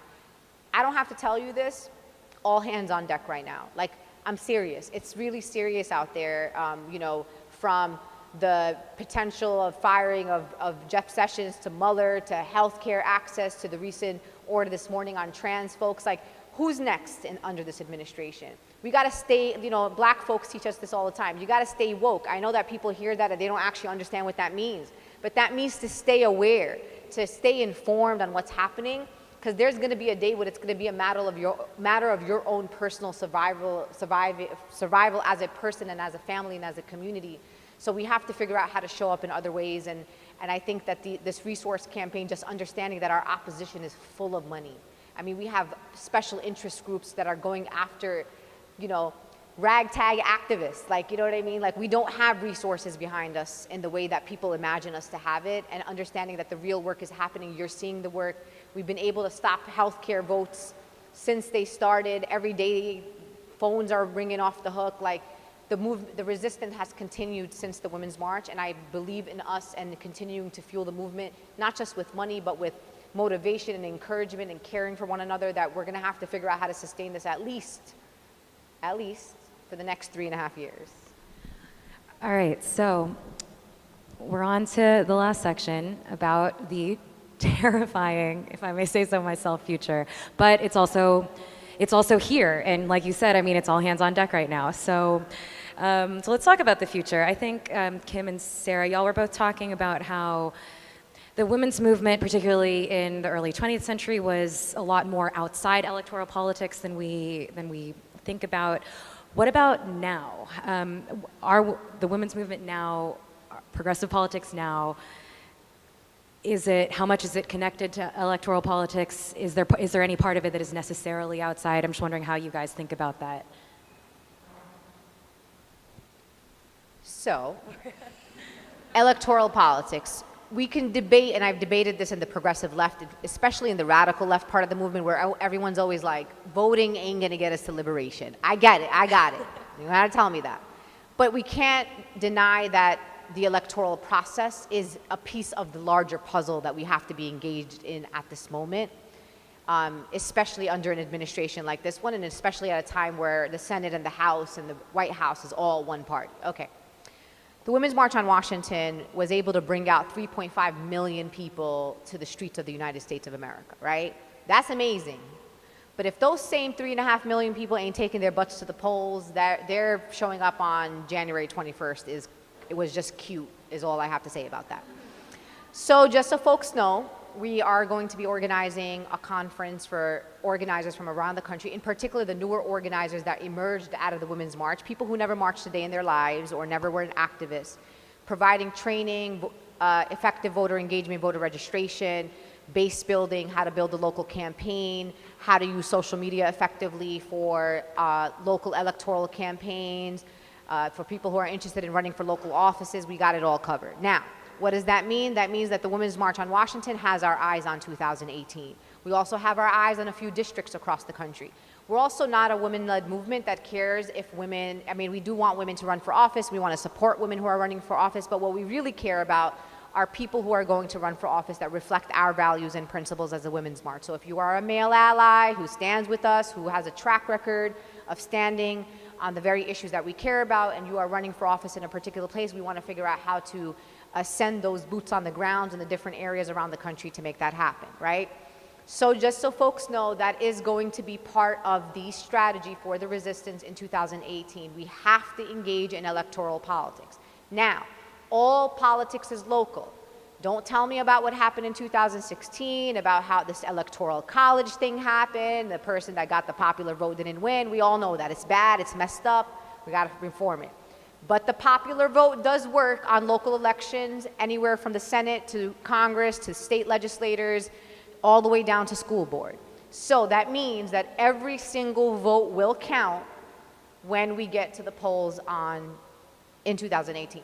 Now, that does not mean that we do not acknowledge that there are people who are disenfranchised, who will have a lot of obstacles to voting, but we got to be honest that a lot of the people who did not vote wasn't because they were the people who were the disenfranchised one. It was the ones that were like, we don't care, this is all going to be fine, it's a slam dunk. It wasn't a slam dunk. And I hope that 2016 taught you that there is no slam dunks in US politics, that you got to actually show up to this. So we are focused on an electoral strategy that will be led by women and by the unity principles of the Women's March to engage in a very strategic, well-organized, and hyper-local model of get-out-the-vote efforts for the midterm elections. Yeah, I think it's a great point, and in some ways mirrors the question about money too, right? Do you work within the system, and with its huge flaws, do you try to take the whole thing down? I mean, and then thinking about, because Linda, when you were speaking, I kept thinking about, well, then we highlighting also the efforts to focus on gerrymandering and voter suppression. But it's true that the highest voting demographic was black women in this past election. So I think, focusing on barriers to voting in many ways, but also who is voting and who is not, I think is an important piece to keep in mind. And it seems like, again, there are people who are focusing their efforts on electoral politics and working within this system, and people who are working from the ground up, more critical of it, and it seems to be critical that they go hand in hand.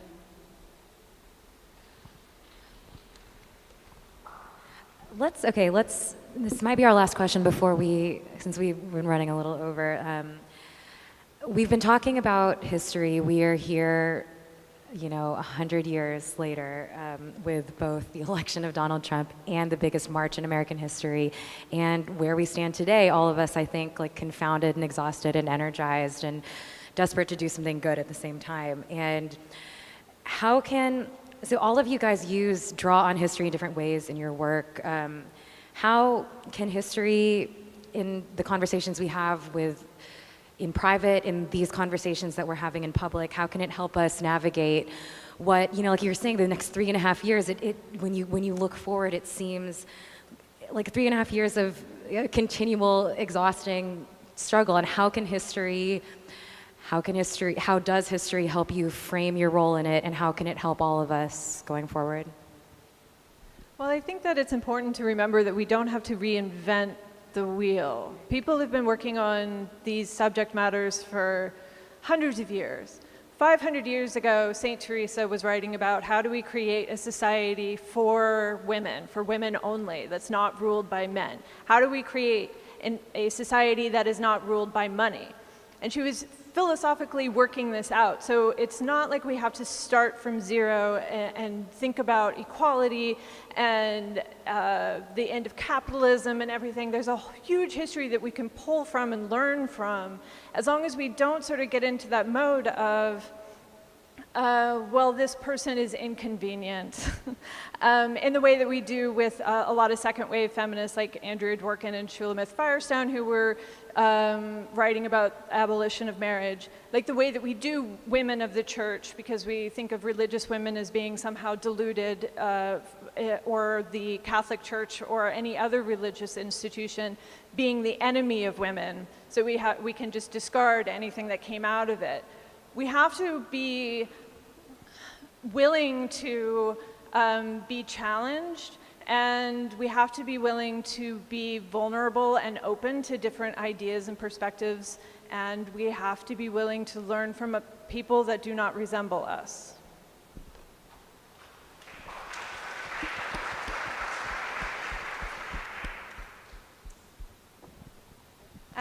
Yeah, I think as a historian, definitely identifying patterns can be depressing as well as comforting, I guess, to know, some of you brought up about capitalism and consumerism.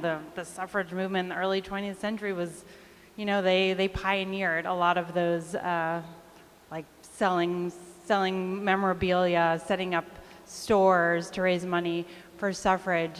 So many of the same things that you see over and over again, and it can feel overwhelming. But I guess for me, who's maybe accepted at this point that my strengths are a little stronger behind the scenes than on the front lines, I take inspiration from the numbers of people like Linda's on the front lines right now, and generations of women who have continued to struggle for equality and equity and expansion of rights. So I think I try to reach for that when I need it most.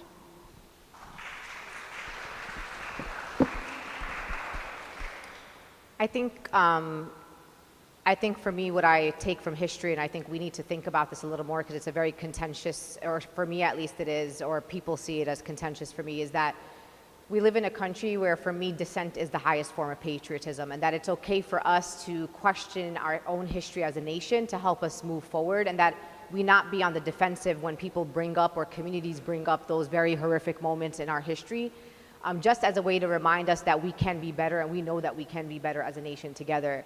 I think for me, I also take from history that in every single movement that we talk about, from the days of the founding of this nation till now, that people are researching stories of women from 400 years ago, right? That we actually live in a time where, because of things like social media and social media platforms, like our revolution is being documented. No one's gonna take the stories of the women in this generation that are organizing, because those stories are already out there, and we're kind of telling the story and doing the work at the same time. And I think that's really powerful. And I say to people all the time that we need to challenge each other. We can vehemently disagree. We come from different places. We come from different experiences. But at the end of the day, we are still got to figure out how to live together. Like, that's really the fundamental question here. Can we all, people of different backgrounds in this country, from different parts of the world live in this country together, and that's the fight that I believe that we're having right now. And what I get from history is that this has always been the question, right? Can we all live together? Can I see myself in you? Can you see yourself in me? Do you love my children? Do you want my children to be safe? Do I want your children to be safe? And that's been the question we have asked ourselves over and over and over again, and somehow we just never got to the answer. And I think that we also have to remember that I'm not trying to end capitalism right now, because I don't think I'm gonna see that in my lifetime, right? I'm not trying to dismantle the two-party system would I work towards it? Yes. But understanding that we just gotta do little things to make our country just a little bit better for another generation, and that we may never see the fruits of our labor, just like many leaders in the many movements we talked about here today, including in the women's movement, in the civil rights movement, who were assassinated before they saw the actual fruits of the sweat, blood, and tears that they put into it. That sometimes we may think we're losing while we do this work. We may see we're overwhelmed, we're holding something really heavy on our hearts, but I truly believe that even when I'm not on this earth, someone's gonna look back and say, you know, there was this group of women, they really, they got us here. We're here because somebody did something 50 years ago, and I hope that we all feel like we could be a part of that story, even though we may not see those big wins in our lifetime. Yeah, I always think about, I think, wasn't it that there was only one signer of there was only one Seneca Falls signer alive in 1920. I always think about that and how wild that is. All right, last questions from the audience section. Who's got one? You in the black right there. Hi. I appreciate your emphasis on the local and on little things as well.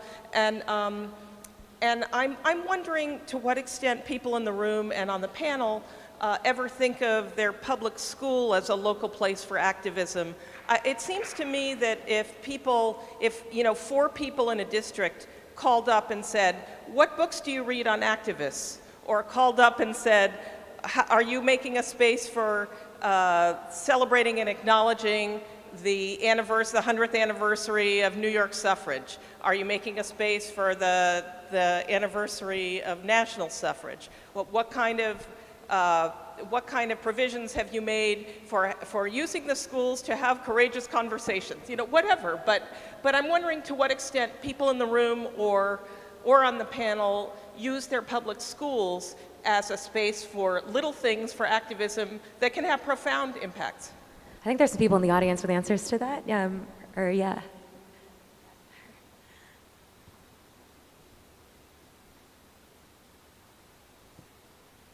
my name is Barbara, and I work on the Women's Suffrage Commission here in the state that launched activities earlier this year, and this is exactly what we want to do. As much as we want every teacher to just take their own initiative to say this is important, this is a milestone, and we want to take this opportunity to have conversations about justice and about equality in our classrooms, there are things that we're doing. So the New York State Museum is going to have an exhibit on suffrage that launches in November, and along that, the State Education Department is developing a curriculum to go along with that, and we hope to distribute that. I'm working with the AFT and their department that works on education to think about how we can highlight the Centennial and bring materials that so many organizations like Humanities New York and others have developed so that teachers can take this opportunity to have this conversation about justice as we celebrate 100 years. So absolutely, schools and universities. If you go to the womensmarch.com website, there is actually a resource section, and there's a few things on there. There's recommended reading that comes from a broad range of women and women's perspectives, and it also has a toolkit for those courageous conversations that I'm talking to you about. They're actually not easy to have, and we actually created a toolkit for people to have them. So please visit the womensmarch.com website. All right. You right there in the glasses. Hi. First, just thank you so much for your answers, and to the audience for the questions that everyone contributed. We've been talking a lot about inclusivity, but I wanted to talk a little bit about inclusivity of the LGBTQ community, and especially today, that seems especially relevant. We know that there's an uptick in the last couple of years in violence, especially against trans women of color, and yet we've seen like since the Women's March, since I think some women have been kind of waking up and finding their feminism, some trans exclusionary attitudes. So what is your response to that, and how do we forge a feminist movement moving forward that is inclusive of all gender expressions and identities? That was actually another courageous conversation that had to be had with the Women's March, and I'm going to give you an example. How many people here love those pussycat hats that you saw? That you walked in, it was like a sea of pink, right? And I was like, wow, this is amazing. I don't know, it was beautiful. But what we didn't realize as women who weren't trans, right, that apparently that didn't speak to trans women, right? Like that wasn't a symbol that they connected with, right? So being able to understand the importance of centering all voices so that we don't make mistakes that make people feel like they're excluded from the conversation that we're having. And the exclusion comes from when people are not at the table, right? If they're not at the table, then we get to make decisions on behalf of other people or that offend other people or that don't bring other people in because they're not there.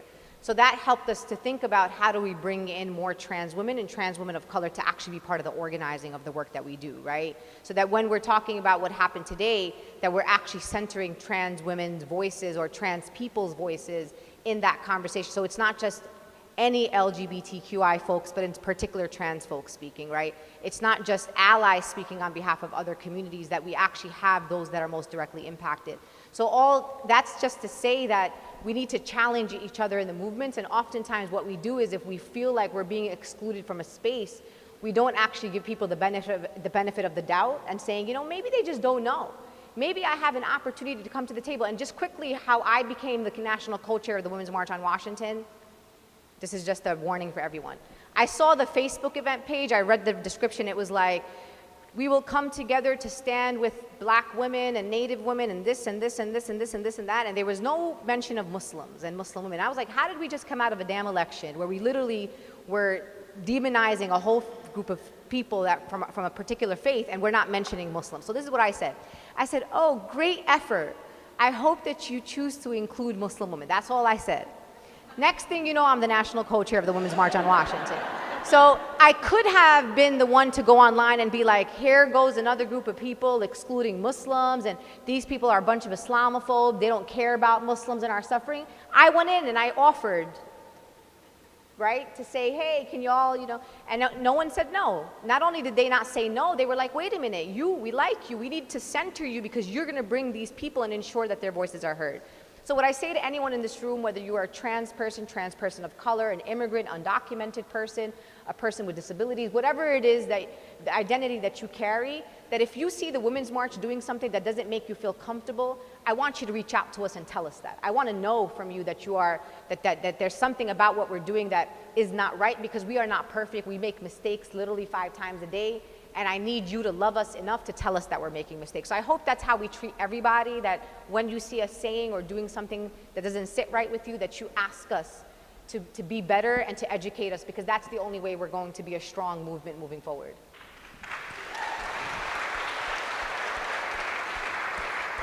I think we've got time for 2 more. You in the white shirt. Oh. It's very important we reach elementary school and junior high school age because I know my own grandchildren had a lot of reaction to the Trump election and even leading up to it. And I'm not sure that the discussions were held in the school or not. But it's interesting that in New York City, I think it was Queens, a politician, a female that did not win, she started Girls Who Code, and I jumped in and was part of that, where we brought to the students, to the girls who were not comfortable. Sometimes when you have men and women together, it doesn't always work out, and sometimes they need the protection, especially the middle school years, starting in 6th grade, to have that self-esteem. So it's very important to reach the next generation now and not wait till they're in college. So they're involved. Even 5-, 6-year-olds have opinions and conversations. They're involved, and I think it's important to, you know, bring all of that out. The children were brought to the march, I'm sure, and we need to continue it with the public sector and the private sector, and the private schools need to have you guys visiting as well, and I hope you reach out. I'm sure they'll invite you. Thank you. And right behind in the white blouse. Oh, sorry. I think this is our last question. Hi, I'm here because of my grandmother, who marched beginning at the age of 14 in the women's suffrage marches. And she has an incredible story, which I'm going to write. But she marched in the Women's March, was jailed for being part of the Watchfire demonstration in front of the White House, burning an effigy of President Wilson because he wouldn't support the women's vote. She went on to work for people in the labor unions, wrote for The Nation magazine, but then had children and actually died a very sad death at the age of 50. And my question actually is, how do we reach across to that 53%? And is part of that story our children? It's something that hasn't been mentioned yet here. And I think that other 53% and the antis way back when had a fear of what the women's movement was going to do to the family. And in fact, a number of women today who reach leadership positions are women who are very wealthy and have the kind of support necessary to reach those positions. They have money or they have husbands who take a back seat. And in fact, are we not needing to just reach the other 53%, but are we needing to reach the men and see this, have the men see this as something that is important to them, that we have equality for women that also means equality maybe for men, and that we are raising our children together. So that's my question.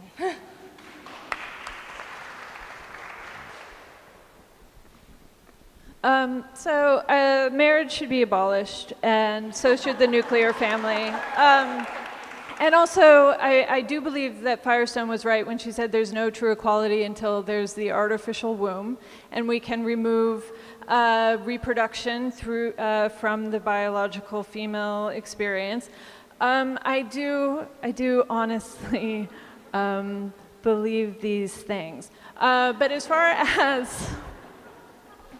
as men go, I think the kind of like alarming thing is that we've been doing this now for 100 years or so, longer than that. The sort of experience of talking about what it's like to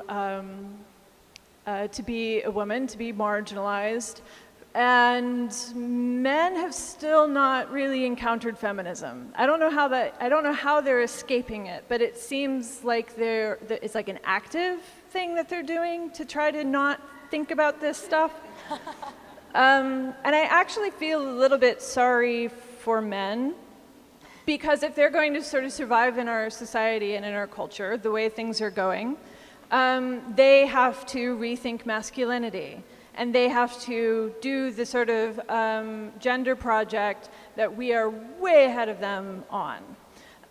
So as far as like looking into the future, to me, that has to be part of the future, and I don't know when it's going to start. I hope it's tomorrow that men sort of have this moment of recognition and start really sort of examining masculinity and heterosexuality and patriarchy and hierarchy and all these other kinds of things. It's certainly been happening in queer theory and queer culture for a long time, but straight men are just really adamant as far as not wanting anything to do with it, and I find that very interesting. This is hilarious.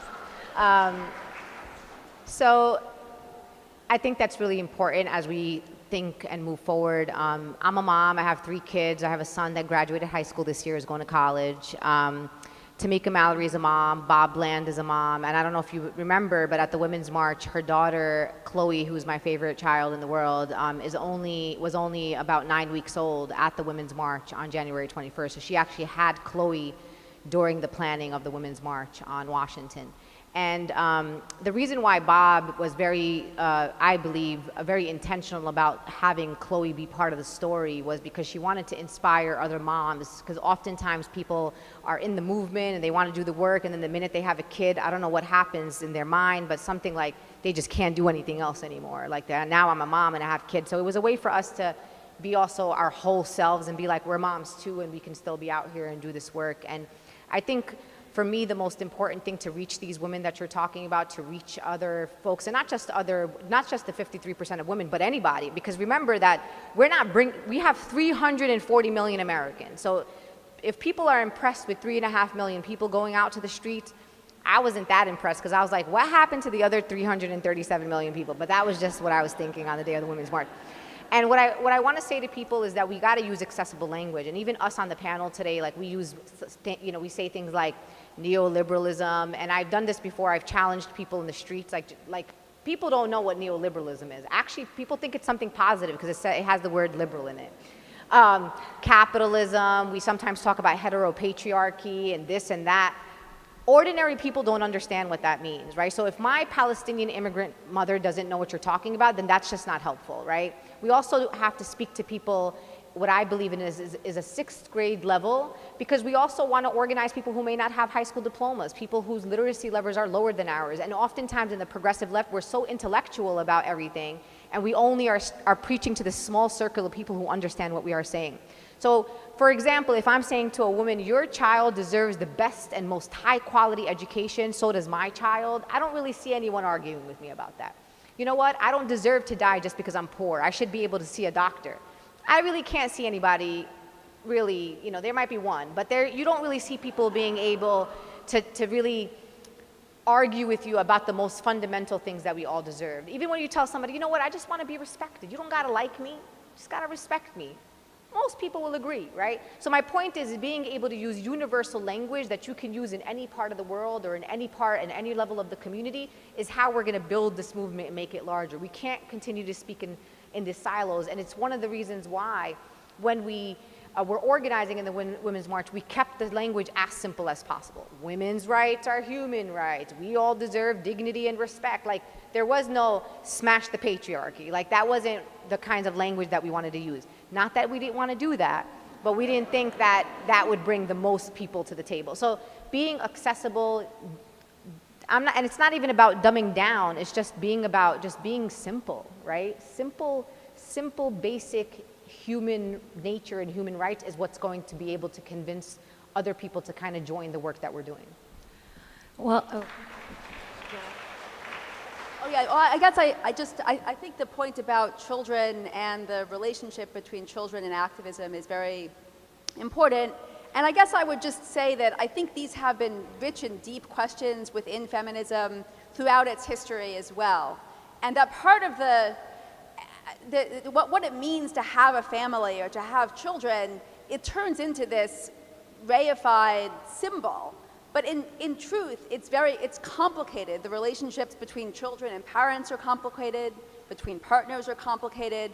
They're complicated, rich, and interesting. And what it means to be pro-family is also, is an open and complicated question. So I just somehow, what it means to defend the family, and to have can mean, being a politics of social justice and a politics of opposition to economic inequality as much as it can mean, being pro-life. So I think it's just, and that at the heart of it is a kind of rejection. I think this is where the work of Firestone and other people is helpful, is that it means recognizing what it actually means to have children and to have a family, and the richness of that it's not a simple sentimental project.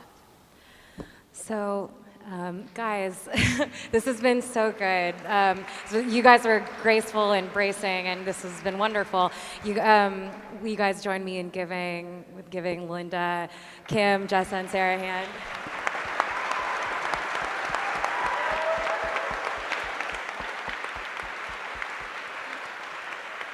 And thanks to all of you guys for being here too, for the questions. This was wonderful. Thank you.